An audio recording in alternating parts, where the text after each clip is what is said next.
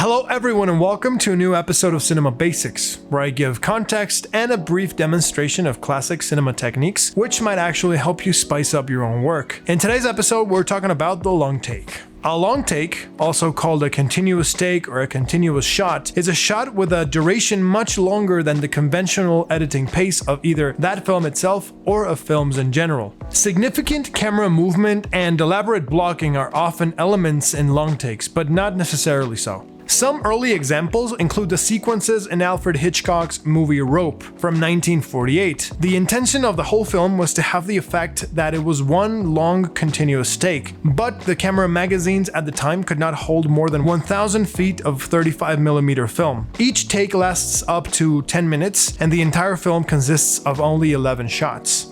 Nowadays, digital video has considerably increased this limit. Another early example is the opening shot of Orson Welles' Touch of Evil from 1958.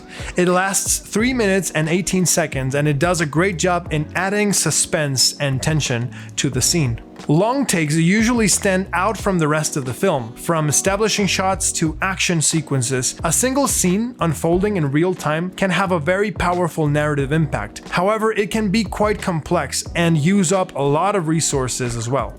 There's really no need to add a long take to your film unless your story asks for it. So evaluate how necessary it is to include it. If you're up for the challenge though, make sure to have the necessary equipment and enough time for preparation and rehearsal. Your actors and crew must be ready because one mistake can sometimes ruin the entire shot. There's more pressure while shooting a long take, so consider taking breaks to avoid exhaustion and stress on your crew and cast. Don't be discouraged though, it's one of my favorite narrative elements, and I personally think that it lives perfectly in the medium of film, as movement is an essential part of a movie. Remember to share this video with someone who might find it useful. I make videos like this as frequently as I can, so consider subscribing. Let me know in the comments if there are any other classic cinema techniques you'd like me to dive into. Leave a like and hit me up on social media. Links are in the video description. And as always, thank you so much for watching, and I will see you guys on the next one.